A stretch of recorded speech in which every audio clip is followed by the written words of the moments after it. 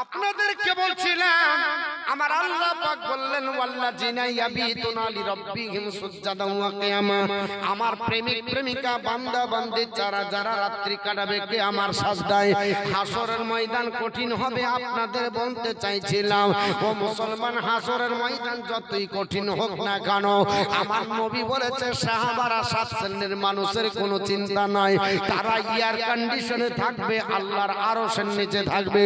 এদের মধ্যে 1 নাম্বার হবে ইমামুল আদিল। জোরে বলুন সুবহানাল্লাহ। নবী বললেন সাহাবারা 1 নম্বরে যারা আরশের নিচে থাকবে তারা হবে ইমামুল আদিল, মানে জাসরুলার ন্যায় পরায়ণ দেশের শাসক, যারা জনগণের কল্যাণ করবে, জনগণের উপকার করবে, কাজে লাগবে। এই নেতাদের জায়গাটা আরশের নিচে হবে। তবে বর্তমান নেতাদেরকে দেখলে বড় আপনার আফসোস লাগে, চাকরি দিব বলে আপনার টাকা নামার পরে অবশেষে গোটা প্যানেল বাদ করতে হয়। এমন আপনার নেতা সেজেছে জীবন নিয়ে টানা পাড়া লেগে যায়। আপনার নেতা হতে গেলে টাকা আপনার বড় হাতে দরকার, কারণ আপনার আদর্শের জোরে নেতা হওয়া যায় না। নেতা হতে গেলে লাঠি কোদালের বাট লাগবে, ঠিক না বেঠিক বাবা? মুসলমান জনগণ আপনার এই নেতা দরকার নাই।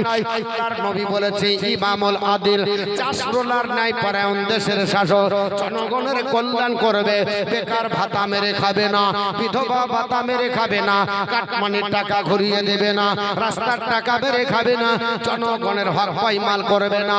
আল্লাহ পাকের নবী বলছে আমার সুন্নাতি তরিকায় যারা নেতৃত্ব দেওয়ার পরে জনগণের কল্যাণ করবে, জনগণের উপকার করবে, এই নেতার জায়গাটা আমি রাসূলুল্লাহ বললাম আরশের নিচে হবে। জোরে বলুন সুবহানাল্লাহ। বর্তমান যুগে নেতাদের চরিত্র দেখে আপনার বড় ভয় হয়, কারণ আপনার বিশ্বাস উঠিয়ে গেছে, বিশ্বাস রাখতে পারা যায় না। এরা আপনার বিশ্বাসঘাতকতা করে। তবে সবাই না কিছু ভালো আছে বলে আপনার এখনো পৃথিবীতে এই চুন সুরকি বা আপনার ইট পাথর রাস্তায় দেখা যায়। যদি না থাকে কালভেট পর্যন্ত এরা এত আপনার বলে আছে রাক্ষস, কালভেট পর্যন্ত চিবিয়ে খেয়ে নেবে, ঠিক না বেঠিক বাবা? আল্লাহর বান্দা বান্দীরা আমার একটু দুটো কথা আপনার বাস্তবের সঙ্গে মিল করে শুনবেন। আপনাদের জনগণের জন্য আপনার বার্তা দিয়ে চলে যায়। আল্লাহর নবী ঈসা বললেন সাহাবারা ইমামুল আদিল হয়ে মারা যাও, জীবন ধন্য হবে। নেতৃত্ব দেওয়াটা হারাম না, নেতৃত্ব দেওয়াটা গুনার কাজ না। আমার নবীর সুন্নতি তরিকায় নেতৃত্ব দিলে ওর জায়গাটা আমার আল্লাহ আরশের নিচে বানাবে। 2 নাম্বার কারা হবে? আল্লাহর নবী পবিত্র জবান দ্বারা বললেন হে আমার সাহাবারা 2 নাম্বার কারা হবে? সাফুন নাসাফিল ইবাদতি রাব্বিহি, যারা যুবক আর যুবতী অবস্থায় আল্লাহর ইবাদত করে বড় হবে। আল্লাহ যুবক যুবতীদের জায়গাটা আরশের নিচে বানাবে। জোরে বলুন সুবহানাল্লাহ।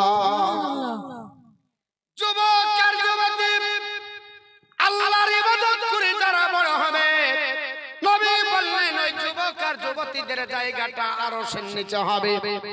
তবে বর্তমানের যুবক আর যুবতীরা ইবাদত করে আপনাদের দেশে হয়তো করে হেলতাবাদ এলাকায়, কারণ আমি মুর্শিদাবাদ থেকে রায়গঞ্জের খবর বলতে পারবো না।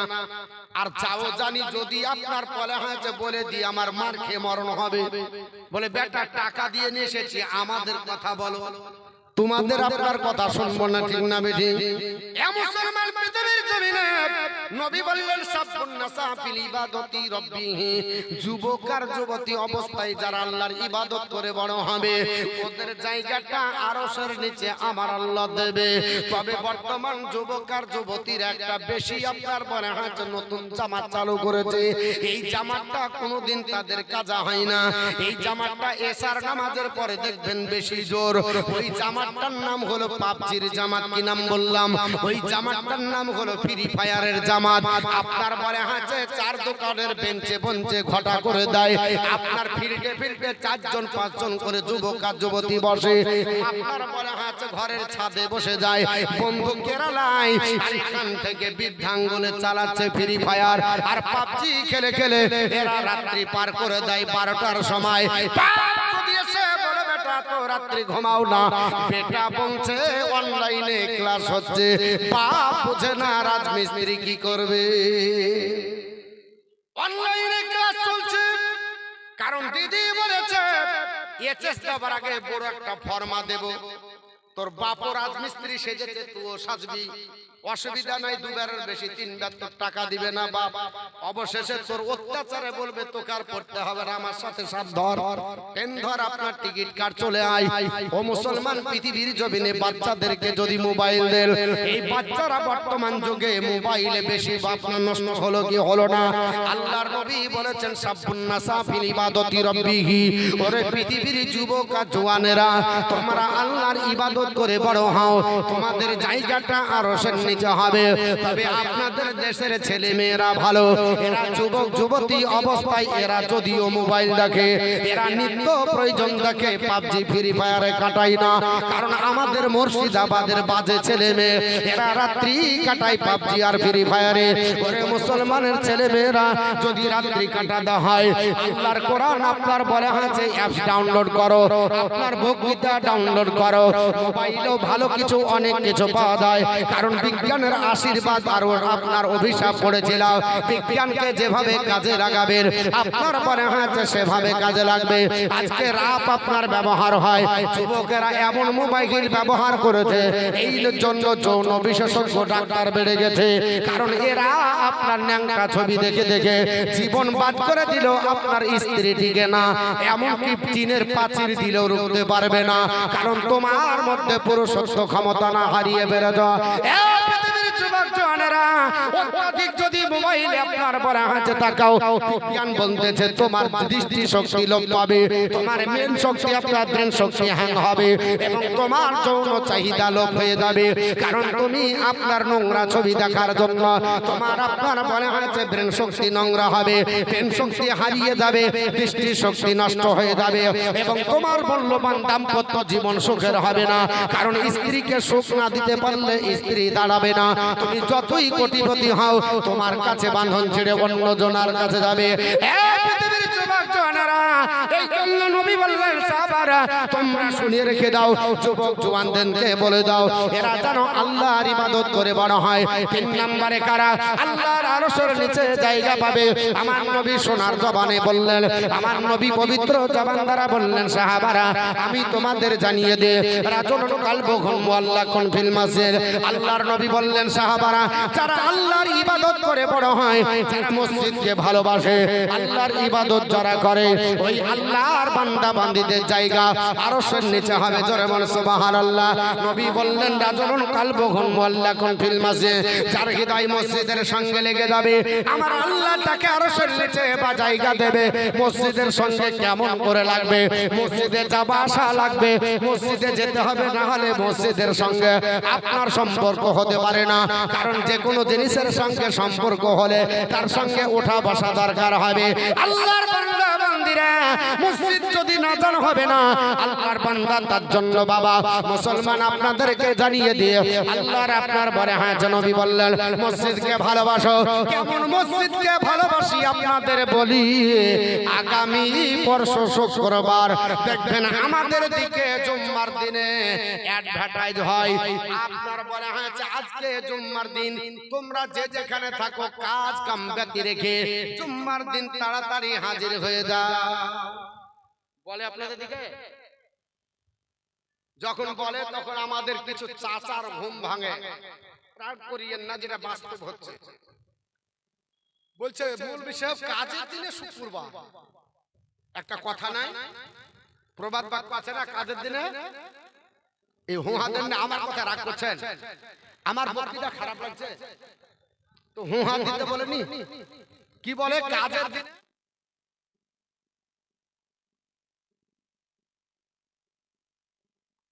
আপনি নির্দিষ্ট টাইমে মেয়ের বিয়ে দিবেন, তবে ভালো দিন কোন দিন? তবে শুভ দিন শুক্রবারে করো, মানে নামাজ কাজা করো। শুভ দিনে বিটির বিয়ে দিবে, বেটার বিয়ে দিবে শুক্রবারে, কারণ ওরা ভালো করে জানে শুক্রবারে জুম্মার নামাজ। তো যখন বিয়ে জুড়লেন, আর কেউ নামাজ পড়বে? খাওয়াতেই ব্যস্ত, নামাজের ধার ধারাটা। বরযাত্রী শুক্রবারের সমাধি বাড়াবে, যখন জুম্মার নামাজ হবে ভাবনা আছে ফার্স্টে যদি না দিই রক্তর গরম হবে, মাথাটা গরম হলে ইট পাটকাল ছুটলে আমাদের উপর পড়বে, অত দরকার নাই ঝামেলার, সকাল সকাল দিয়ে পালিয়ে যাবে। চাচাদের খুব আপনার বুদ্ধি। এরা ফাঁস কাতারে আপনার দখল করেছে। আর ওই চাচাকে জিজ্ঞেস করেন, চাচা ফজর পড়েছেন? জিজ্ঞেস করছি কখন লাইন দিয়েছেন? বলছে 3টার সময় এসেছি।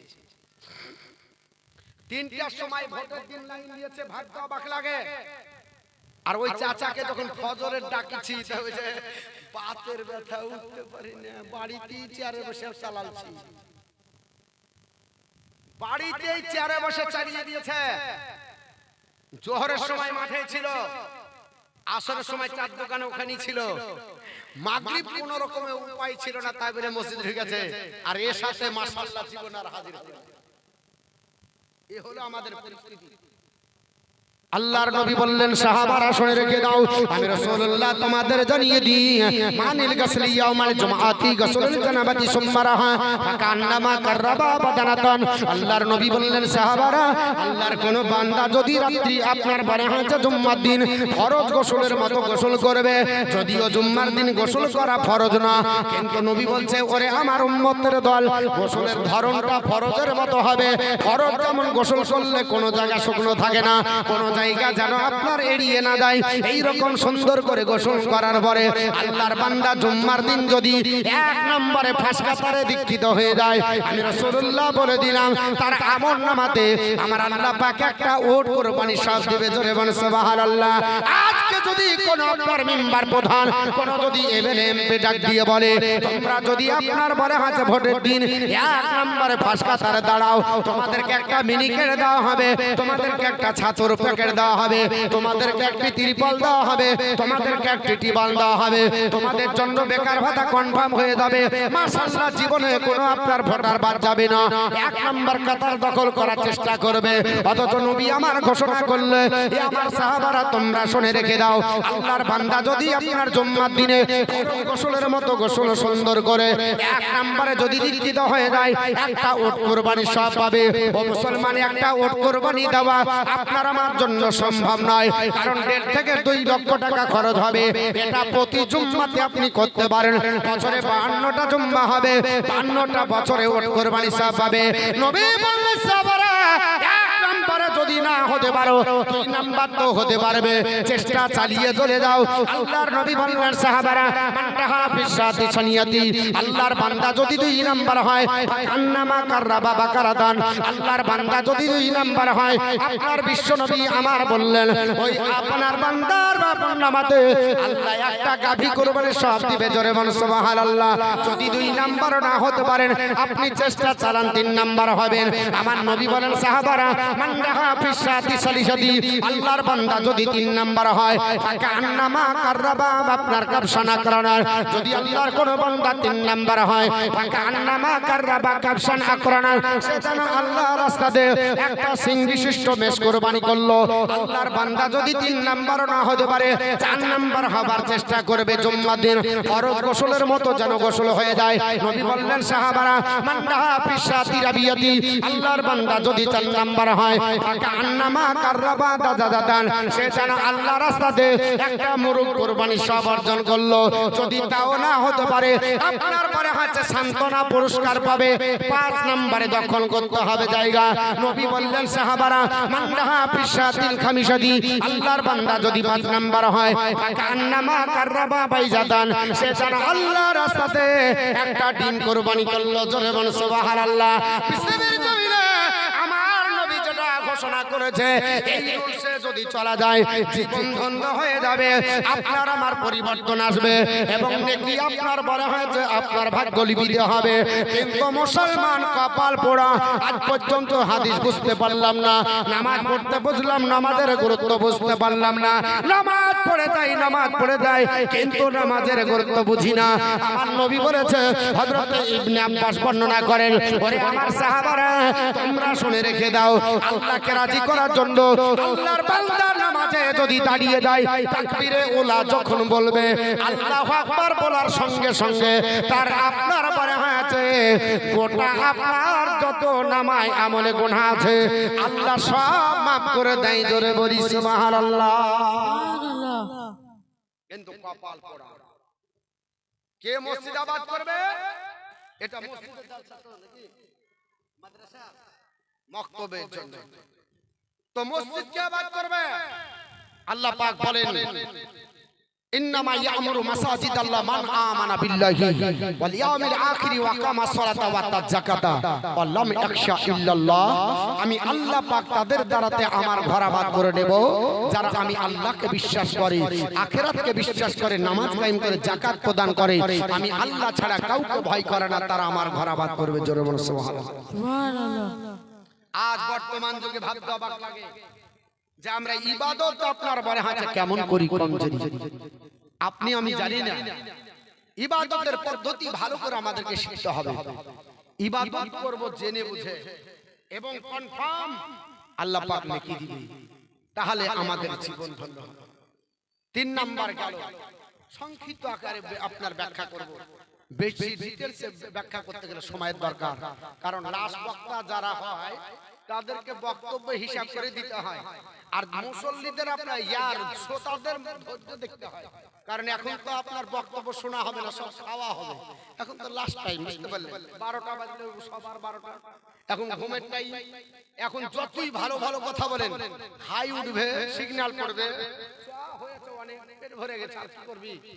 হ্যাঁ, এখন চাটনি সরবজা হবে, চাটনি দিবেন মুখরোচক একটু হবে, ওটাই, তাছাড়া নবী আমার বললেন সাহাবারা 4 নম্বরে কারা আল্লাহর আরশের নিচে জায়গা পাবে। নবী বললেন রাজুলান তাহাব্বান ফিল্লাহি ইজতামা আলাইহি ওয়া তাফাররাকান আলাইহি। যদি একে অপরকে ভালোবাসো ওটা আল্লাহর জন্য বাসো, জোরে বলেন সুবহানাল্লাহ। আর একে অপরকে ঘৃণা করো ওটাও যেন আল্লাহর জন্য হয়ে যায়। আল্লাহর জন্য ভালোবাসলে আরশের নিচে জায়গা পাবে, আল্লাহর জন্য যদি ঘৃণা করো তবুও পাবে। আপনারা বলবেন মতিউর রহমান, ভালোবাসা মানুষকে ভালোবাসা এটা তো আল্লাহর কথা, কিন্তু আপনার বলা হয়েছে মানুষকে ঘৃণা করতে হবে, এটা বাকি। আল্লাহর নবী বলেছে মানুষকে ঘৃণা করলেও আরশের নিচে জায়গা পাবে। জোরে বলুন সুবহানাল্লাহ। বলে কেমন করে হবে? যদি লোকটাকে ঘৃণা করতে হয়, ওই লোকটা যদি খোদাদ্রোহী হয় বন্ধুত্ব করা চলবে না, যদি রাসূল বিরোধী হয় বন্ধুত্ব চলবে না, মসজিদ মাদ্রাসার বিরোধী হলে বন্ধুত্ব চলবে না, শরীয়তের খিলাফ করলে চলবে না, হোক চাহে মুসলমান চাহে অমুসলিম। যেমন সালমান রুশদি মুসলমানের ছেলে কোরআনের বিপক্ষে স্লোগান দিল, কোরআনকে তার স্যাটানিক ভার্সেস বলে চলো, যত বড়ই লেখক হোক না কেন আমি তাকে লাথি দিয়ে ফেলে দিতে চাই, ঠিক না বেটি? কারণ আমার নবী বলেছে যারা কোরআনের বিরুদ্ধাচরণ করবে, যারা হাদিসের বিরুদ্ধাচরণ করবে, যারা আপনার নবী রাসূলের বিরুদ্ধাচরণ করবে তাকে মানা চলবে না। অতএব সালমান রুশদিকে ঘৃণা করা আপনার আমার জন্য ওয়াজিব হবে। মুসলমানের ঘরের মেয়ে নাম হলো তাসলিমা নাসরিন, বাংলাদেশের কীর্তি সন্তান, পৃথিবীর জমিনে আমার নবীর চরিত্রকে কলঙ্কিত করেছিল, আজানকে বেশ্যা নারীর আহ্বান বলে সম্বোধন করেছিল। আল্লাহ পাক পৃথিবীর জমিনে তাকে ধূলিসাৎ করেছে, আমাদের উচিত হবে তাকে ঘৃণা করা। 2020 সালে জানুয়ারি মাসের 1 উইকে দিল্লির সরজমিন থেকে লোকটার নাম হলো ওয়াসিম রেজভি, শিয়া সম্প্রদায়ের ওয়াকফ বোর্ডের চেয়ারম্যান। এই লোকটা কোরআনের বিরুদ্ধাচরণ করেছিল, কোরআনকে আপনার কোরআনকে বলে চলো 26টি আয়াত রিমুভ করতে হবে, কারণ কোরআন পড়লে মানুষ টেররিস্ট হয়ে যায়, কোরআন পড়লে মানুষ আতঙ্কবাদী হয়ে যায়, কোরআন পড়লে নাকি মানুষ সন্ত্রাসী হয়, কারণ কোরআন পড়তে জানলো না। এর জন্য কোরআন সম্পর্কে উল্টা পাল্টা মন্তব্য করে চলো। আল্লাহর কোরআনকে জিজ্ঞাসা করি, হে কোরআন তুমি বলে দাও তোমাকে পড়লে কি হয়? কোরআন বলছে না না না, আমাকে পড়লে মানুষ হয়। জোরে বলো সুবহানাল্লাহ। সূরাটির নাম হলো সূরা, আপনার বলা হয়েছে আপনার ইউনূস আয়াত নাম্বার 57। মহান রব্বুল আলামিন বলেন, ইয়া আইয়ুহান নাস কাদ জাআতুম মাউইজাতুম মির রাব্বিকুম ওয়া শিফাউল লিমা ফিস সুদূর। মহান রব্বুল আলামিন বলে, হে মানব জাতি নিশ্চয় তোমাদের কাছে আমি আল্লাহর তরফ থেকে এসে গেছে একটা নসিহত। এই নসিহতটা অন্য কিছু নয়, এই নসিহতটা হলো আল্লাহর পবিত্র কোরআন। এই কোরআন অনুযায়ী চললে কি হবে? কোরআন অনুযায়ী চললে ওয়া শিফাউল লিমা ফিস সুদূর, হৃদয় রোগের আরোগ্য হবে। জোরে বলুন সুবহানাল্লাহ। মানুষের জামা কাপড় পরিষ্কার হয়, বিজ্ঞানের তৈরি সানলাইট ব্যবহার করেন, সার্ফ এক্সেল ব্যবহার করেন, সুফিদ সার ব্যবহার করেন, পবিত্র হবে, দুর্গন্ধ দূর হবে, পরিষ্কার হবে। শরীরে অপরিষ্কার যদি লাগে মার্গো কিয়া লাইফ বয় সাবান ব্যবহার করেন, আপনার শরীরের অপরিষ্কার দূর হয়ে যাবে। মাথা যদি অপরিষ্কার হয়ে যায় শ্যাম্পু ব্যবহার করেন, দুর্গন্ধ দূর হবে, ময়লা মাটি কেটে যাবে। তবে হৃদয়ে যদি ময়লা মাটি লেগে যায়, এক প্যাকেট যদি সার্ফ এক্সেল দেন, পৃথিবীর বিজ্ঞানের তৈরি সার্ফ এক্সেলে হৃদয়ের ময়লা কাটবে না। সাবান একটা গোটা লাইফ বয় কি আমার ভরলে হবে না, এক প্যাকেট শ্যাম্পু ভরে দিল ময়লা কাটবে না। আল্লাহর কোরআন বলছে ওয়াসিফা উল্লিমা ফি সুদূর, হৃদয় রোগের আরোগ্য হলো কোরআন। জোরে বলেন সুবহানাল্লাহ। আল্লাহর কোরআন পড়ুন, কোরআন পড়লে হৃদয় রোগ ভালো হয়ে যাবে। মুসলমান আজ আপনার কোরআন থেকে দূরে রাখার জন্য আজ মুসলমান পৃথিবীর জমিনে পেছিয়ে পড়েছে। তবে কোরআনকে আপনার আঁকড়ে ধরুন। কোরআন পৃথিবীর জমিনে অথেন্টিক বিধান, পৃথিবীর জমিনে কোরআন আল্লাহ পাক আপনার পাঠিয়েছে। এই কোরআন পৃথিবীর জমিনে কেউ ডিলিট করতে পারবে না। এমনকি পৃথিবীর জমিনে আপনার আজ থেকে 24-25 বছর আগে কলকাতা হাইকোর্টের প্রধান বিচারপতি, নাম হলো ম্যাডাম পদ্মা খাস্তেগি, এই কোরআনের বিপক্ষে স্লোগান দিয়ে বলেছিল আল্লাহর কোরআনকে আপনার ডিলিট করে দিতে হবে, কোরআন পৃথিবীর জমিন থেকে ব্যান করে দেওয়া হবে, কোরআনের প্রচার প্রসার হবে না। বলে কেন হবে না? কোরআন পড়ে জনসংখ্যা মুসলমানের বেড়ে যায়। তোমার জানা নাই আল্লাহর কোরআন যদি তুমি বন্ধ করো পারবে না, পারবে না। আজ থেকে 117 বছর আগে পৃথিবীতে একটা গ্রন্থ রচনা করেছে খ্রিস্টান ধর্মাবলম্বী লেখক, নাম হলো জর্জ বার্নার্ড শ। ওনার গ্রন্থটার নাম হলো জেনুইন ইসলাম, ভলিউম নাম্বার 1, পৃষ্ঠা নাম্বার 69। তার মধ্যে তিনি আপনার বলে হচ্ছে নির্দ্বিধায় বললেন, if any religion has the chance of ruling over England, Europe within the next 100 years, it can only be Islam. উনি বললেন জগৎবাসীরা পৃথিবীর জমিনে আগামী 100 বছরের আগে পৃথিবীর জমিনে শুধু ইংল্যান্ডে নয় গোটা ইউরোপ মহাদেশে যদি কোন ধর্ম আধিপত্য বিস্তার করতে পারে, যদি আপনার বলা হচ্ছে করাত্ম করতে পারে, তাহলে এই ধর্মেরটার নাম হবে ইসলাম। জোরে বলুন সুবহানাল্লাহ। কিতাবটাকে বন্ধ করা দরকার ছিল, পারলে না। পৃথিবীর জমিনে জর্জ বার্নার্ড শর কিতাব বন্ধ হলো না, আর আজকে তুমি বলছো বন্ধ করবে। যদি বন্ধ করতে হয় চ্যালেঞ্জ করো, মুসলমানকে সেই দিন যেতে হয়েছিল না। তবে আপনার কলকাতাতে চ্যালেঞ্জ করার জন্য একজন অমুসলিমকে চলো, লেখকটার নাম হলো আপনার বলা হয়েছে ডক্টর অসিত কুমার বন্দ্যোপাধ্যায়, ক্যালকাটা ইউনিভার্সিটির স্বীকৃতিপ্রাপ্ত বাংলা সাহিত্যের ইতিহাসের লেখক। লেখকটির নাম ডক্টর আপনার অসিত কুমার বন্দ্যোপাধ্যায়। যারা কলকাতা যাবেন দেখবেন বাংলা সাহিত্যের ইতিহাস 5ম খণ্ডে লেখা আছে। ডক্টর অসিত কুমার বন্দ্যোপাধ্যায় বলেছিলেন, এ ম্যাডাম তোমার মাথাতে রুই পোকা ঘুন পোকা লেগেছে, পৃথিবীর আর কোন গ্রন্থ বন্ধ করা সম্ভব হতে পারে, কিন্তু আল্লাহর কোরআন বন্ধ করা সম্ভব হবে না। ম্যাডাম বলেছিল কেন হবে না? আমি কোরআন বন্ধ করে দেব, মসজিদে মাদ্রাসায় তেলাওয়াত হবে না। এই কোরআন পড়ার জন্য মুসলমানের জনসংখ্যা বেড়ে যায়, কারণ পৃথিবীর জমিনে বিজ্ঞানীরা বলেছে আজ 2024 চলছে, আগামী 2040 সালে গোটা বিশ্বের মাটিতে জনসংখ্যা মুসলমান হবে 1 নম্বরে। জোরে বলুন সুবহানাল্লাহ। 1 নম্বরে জনসংখ্যা মুসলমান হবে। এদের মাথায় টনক নিয়েছে, এর জন্য জন্ম নিয়ন্ত্রণ করো। জন্ম নিয়ন্ত্রণ যদি না করা যায়, আমরা একটা নিয়ে বন্ধ, মুসলমান তো ছাড়ে না, মাঝে মাঝে 4-5টা হয় কি হয় না বাবা। এর জন্য জন্ম নিয়ন্ত্রণ করতে হবে। আপনার সার্টিফিকেট 3টার বেশি যদি হয়ে যায়, আপনি যাবার পরে জন্ম সার্টিফিকেট পেতে আপনার কষ্ট হবে, কারণ জন্ম দিবেন আপনি, ভাত খাওয়াবেন আপনি, ওয়ার আপনার ব্যথা লাগবে, মনে হচ্ছে ওই ভাত দিবে বাবা। পৃথিবীর জমিনে আজকে নবী আমার বলেছে আমার উম্মত বাড়াও, উম্মত বাড়াও, উম্মত বাড়াও, মুসলমানের জনসংখ্যা বেড়ে যাবে। তাই আপনাদেরকে বলতে চাইছিলাম মুসলমান পৃথিবীর জমিনে আপনার মুসলমান 1 নম্বরে দাঁড়িয়ে যাবে। তো আপনার বলে হচ্ছে ম্যাডাম পদ্মা কাছ থেকে আল্লাহর কোরআন বন্ধ করে দিবে, চ্যালেঞ্জ ঘোষণা করে দিল। আজ থেকে 25 বছর আগের ঘটনা বলছি বাবা। আমাদেরই কলকাতার হাইকোর্টের প্রধান বিচারপতি ম্যাডামের নাম ম্যাডাম পদ্মা কাছ থেকে ডক্টর অসিত কুমার বন্দ্যোপাধ্যায় বলেছিলেন, এই ম্যাডাম আপনার ভুল হচ্ছে, কোরআন বন্ধ করা সম্ভব হবে না। বলে আমি চ্যালেঞ্জ করছি বন্ধ হবে। উনি বললেন তাই যদি হয় বাজারে 300 টাকা দিয়ে কোরআন পাওয়া যায়, কোরআন নিয়ে এসো, বস্তায় ভরো, রামায়ণ বস্তায় ভরো, মহাভারত বস্তায় ভরো, গীতা বস্তায় ভরো, কোরআন বস্তায় ভরো, জিন্দাবাস্তা বস্তায় ভরো, ত্রিপিটক ভরো, গ্রন্থ সাহেব ভরো। এইভাবে মুখ বাঁধার পরে হাওড়া ব্রিজে নিয়ে যাও, জলাশয়ে নিমজ্জিত করো, 1 বছর সময় দেব, রামায়ণ তৈরি করো, বাল্মীকি রচনা করা রামায়ণ তৈরি করে দেখাতে হবে। ম্যাডাম বলেছিল হবে না, এ ম্যাডাম বলে রামায়ণের হাফেজ খুঁজে পাওয়া যাবে না, এর জন্য তৈরি হবে না।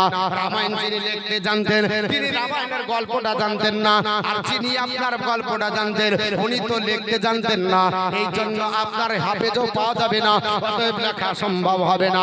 বলে 2 বছর সময় দেব, মহাভারত তৈরি করো, কাল্পনিক উপন্যাস তৈরি করো। বলে এই কাল্পনিক উপন্যাস এটাও তৈরি সম্ভব নয়, কারণ এর হাফেজ পৃথিবীতে নাই। 3 বছর সময় দেব। হিন্দু শাস্ত্রের আপনার বলা হয়েছে মহামূল্যবান গ্রন্থ, যেটাকে পবিত্র গ্রন্থ বলা হয়, নাম হলো তার গীতা। এই গীতাটা তৈরি করে দেখাও। উনি বললেন সম্ভব না। গীতার হাফেজ হরকেল দিয়ে খুঁজলো, গোটা বিশ্বের মাটিতে পাওয়া যাবে না। বলে 4 বছর সময় দেব। হিন্দু শাস্ত্রের প্রাচীন গ্রন্থ, নাম হলো তার পুরাণ, 18 খণ্ডে বিভক্ত, তৈরি করে দেখাও। বলে তাও সম্ভব হবে না। বলে 4 বছর দিলে হবে না। বলে না, 5 বছর সময় দেব, আপনার 4টা বেদ তৈরি করো, তাও সম্ভব হবে না। 6 বছর সময় দেব, আপনার টিভিটক তৈরি করো। বলে তাও সম্ভব হবে না, এর হাফেজ পাওয়া যাবে না। 7 বছর সময় দেব, জিন্দাবাস্তা তৈরি করো। বলে তাও সম্ভব হবে না, এর হাফেজ পৃথিবীতে পাওয়া যাবে না। 8 বছর সময় দেব, আপনার বলে হয়েছে পৃথিবীর জমিনে গ্রন্থ সাহেব তৈরি করো। বলে তাও সম্ভব হবে না, এর হাফেজ পাওয়া যাবে না। কি 8 বছর লাগবে না, 8 আপনার মাসের দরকার নাই, 8 দিনেরও প্রয়োজন নাই। মাত্র 1 দিনের 8 ঘন্টা যদি মুসলমানের মাদ্রাসার একটা হাফেজে কোরআনকে 8 ঘন্টা সময় দেওয়া যায়, সূরা ফাতিহার আলিফ লাম থেকে শুরু করবে আর সূরা নাসের সিন পর্যন্ত এক জায়গায় দাঁড়িয়ে 8 ঘন্টার ব্যবধানে টোটাল রেকর্ডিং করা কোরআন শুনিয়ে দিতে পারে। পারে না? পারে না? পারে। অতএব যে কোরআন হৃদয়ে রেকর্ডিং করা, একটা না কোটি কোটি হাফেজে কোরআন আজ বন্ধ করবে, সকালবেলা রেকর্ডিং বেরিয়ে দিয়ে একদিনে হাজার হাজার কোটি কোটি কোরআনের জেরক্স মেশিন বসে আছে, বের করে দিবে। পৃথিবীর কোরআন বাতে একটা বই কেউ এ টু জেড মুখস্থ করে শোনাও।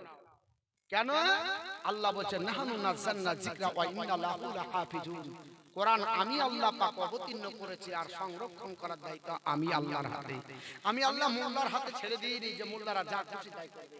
অতএব আমি আল্লাহর হাতে কোরআনকে ডিলিট করা, জোরে বলেন, ডিলিট করা সম্ভব? সম্ভব হবে? সম্ভব হবে না। মোল্লার দ্বারা সম্ভব, কোরআনকে আপনার ডিলিট করা সম্ভব হবে না। এই বর্তমান যুগে এর জন্য ভারতবর্ষের প্রথম প্রধানমন্ত্রী নাম হলো শ্রীমতী ইন্দিরা গান্ধী।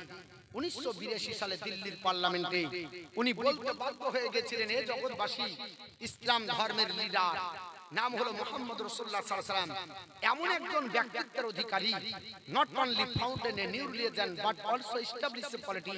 শুধুমাত্র মুসলমানদের তিনি নেতা নয়, তিনি সমগ্র মানব জাতির জন্য লিডার। আপনার মুহাম্মদ রাসূলুল্লাহ set a shining example to his people, his character was pure and stainless. তিনি এমন একজন ব্যক্তিত্বের অধিকারী যার চরিত্র আপনার বলা হচ্ছে নিষ্কলঙ্ক, যার চরিত্রে কোনো কলঙ্কর দাগ নাই। গোটা বিশ্বের মাটিতে তিনি হচ্ছেন মডেল। সুবহানাল্লাহ। আর সেই মডেলের কাছে কোরআন এসেছে হেফাজতে।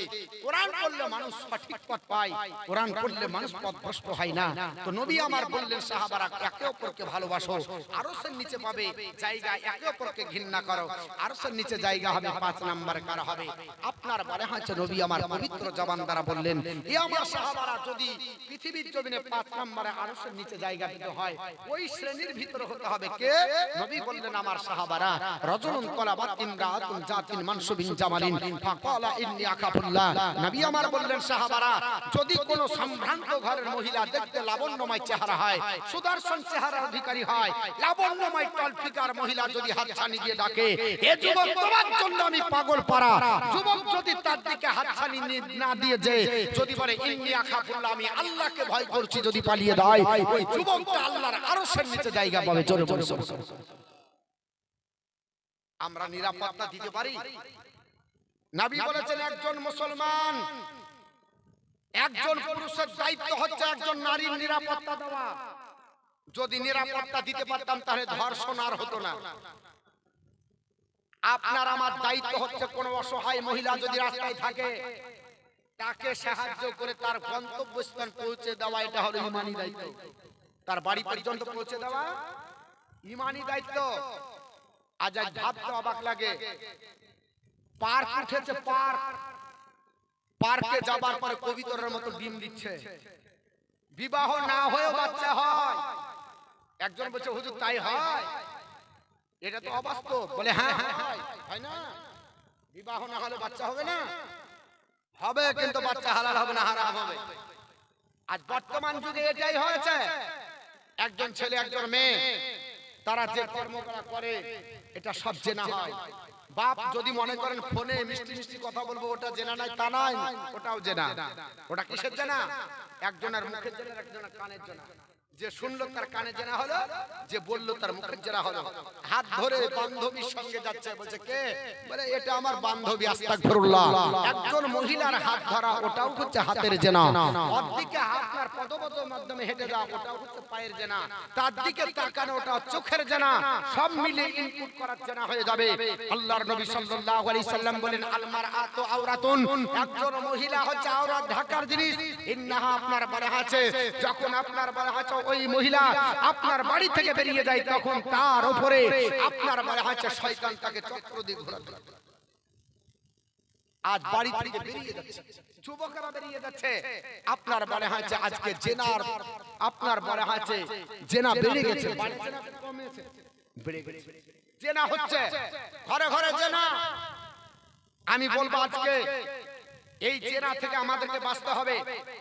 শোনেন, পাহাড় পরিমাণেও যদি গুনাহ করেন আর আল্লাহর কাছে তওবা যদি করেন, আমার আল্লাহ তওবার দুয়ার খুলে রেখেছে। মনে করে নেন জীবনের আমার এটাই হচ্ছে শেষ বক্তব্য, আমি আর শুনবো না, তবে আজকে তওবা করব।